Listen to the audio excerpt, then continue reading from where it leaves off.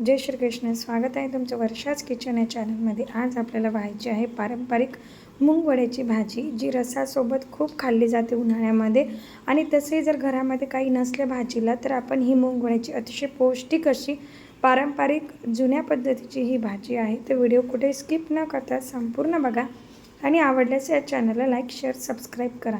तर बघा, इथे मी काही मूग वडे घेतलेले आहे. तर याच्यामध्ये काय करतात, ही मुगाची डाळ स्वच्छ धुवून एक दिवस भिजत घालून दुसऱ्या दिवशी त्याच्यामध्ये मेथी, कोथिंबीर, धने, सोप, मीठ हे सगळं मिक्सरमधून बारीक करून त्याचे छोटे छोटे उन्हात ठेवून ते वाळवतात आणि याला मूग वडे बोलतात. तर हे काय करायचे, असे थोडे थोडे फोडून घ्यायचे.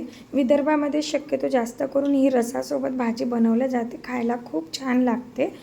आणि तशी जर वड्याची भाजी बनवली तर खूप छान लागते. दोन प्रकारचा वडा असतो, एक मूग डाळीचा आणि एक आपल्या उडीद डाळीचा असतो. तर हा मूग डाळीचा आहे.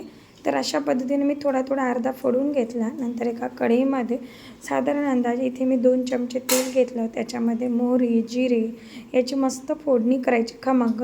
एकदम साध्या सोप्या पद्धतीची ही भाजी आहे. कुठले जास्त मसाले वापरण्याची अजिबात गरज नाही आहे. एक मोठा चिरलेला कांदा इथे मी वापरलेला आहे. मस्त बारीक चिरून कांदा घ्यायचा, छान असा परतून घ्यायचा, त्याला गोल्डन होईपर्यंत मस्त परतायचा. आणि कुठलंही वाटण करायचं काम नाही, इतकी छान ही भाजी होते.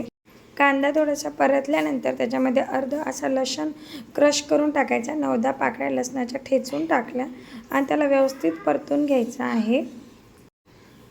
व्यवस्थित परतल्यानंतर 1 चमचा लाल तिखट टाकायचा, अर्धा चमचा हळद टाकायची आहे आणि 1 चमचा हे थोडंसं परतून घ्यायचं. आणि इथे मी आवडत असेल तर इथे 1 चमचा कांदा लसूण मसाला वापरायचा. नाही वापरला तरी चालतो, पण टेस्ट अजून वाढवण्यासाठी मी इथे थोडंसं वापरलेलं आहे. ते थोडंसं परतून घ्यायचं आणि नंतर मग इथे आपला घरगुती कांदा लसूण मसाला 1 चमचा टाकायचा आणि हिला व्यवस्थित परतून घ्यायचं आहे. ही अशाच पद्धतीची भाजी करा, जेणेकरून मूग वड्याची जी चव आहे ना ती खरंच त्याच्यामध्ये येते. आता जो आपण अर्धा ठेचून मूग वडा घेतला होता तो थोडासा परतून घ्यायचा. तेलामध्ये थोडासा भाजून घ्यायचा, एक साधारण 2 ते 3 मिनटं व्यवस्थित भाजून घ्यायचा. 2-3 मिनटं तेलामध्ये भाजून घ्यायचं आणि नंतरच त्याच्यामध्ये पाणी टाकायचं आहे. पाणी पण टाकताना आपल्याला गरम पाणी करून टाकायचं आहे. गरम पाणी करून टाकायचं. मी इथे 1.5 ग्लास पाणी गरम करून घेतलं होतं.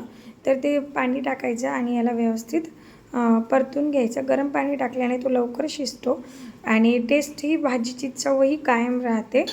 म्हणून इथे कोमट पाणी वापरायचं, व्यवस्थित परतायचं आणि नंतर चवीपुरतं याच्यामध्ये मीठ घालायचं आहे. कारण वड्यामध्ये सुद्धा आपण मीठ असतं, तर मीठ पद्धतशीर टाकायचं.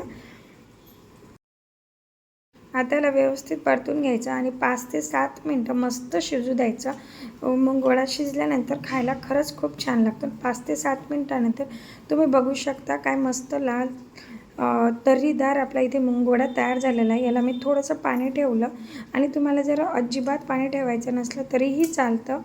बघू शकता आपली इथे मूग वड्याची मस्त पौष्टिक अशी भाजी तयार झालेली आहे. साध्या सोप्या पद्धतीची ही भाजी तुम्हाला कशी वाटली ती कमेंट बॉक्समध्ये टाईप करून सांगायला विसरू नका. आणि एकदा अशी पारंपरिक पद्धतीची भाजी नक्की ट्राय करून बघा आणि आवडल्यास या चॅनलला लाईक, शेअर, सबस्क्राईब करायलासुद्धा विसरू नका आणि छान अशी कमेंट देखील करा. थँक्यू. बाय. जय श्री कृष्ण.